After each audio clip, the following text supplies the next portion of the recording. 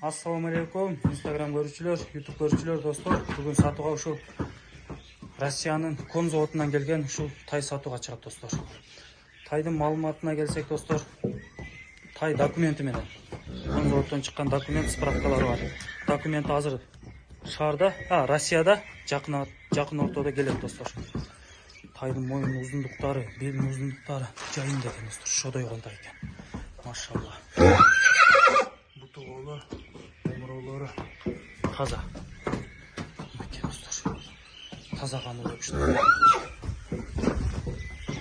Тайдын достор документин алдырып беребиз дейт. Азырынча справкасы бар экен. Документине жооп берет экен. Акчасы $2000 кеми бар дейт. Туйбайт экен жаныбар, ордунда турбайт экен. Тайдын бою уюрунга 1,47 см. Уюрунга 1,47 см. Тай Аксыда достор. Жалал Абад областынын Аксы районунда коңшу өлкөлөргө, Өзбекстанга, Казакстанга дагы өткүзүп берүү жолдору каралган. Ал Кыргызстан ичи доставкалары дагы кылып уюштуруп беребиз дейт. Машалла. Келишкен тайдык.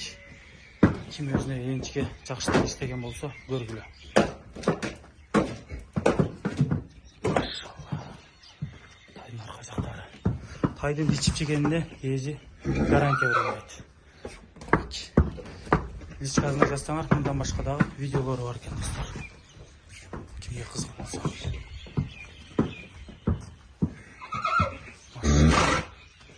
Бунун аты Забек беле Бекке? Забек деген аты бар экен достор, паспортто бар. Аны азыр номерге чалсаңар, өзү түшүндүрүп айтып берет.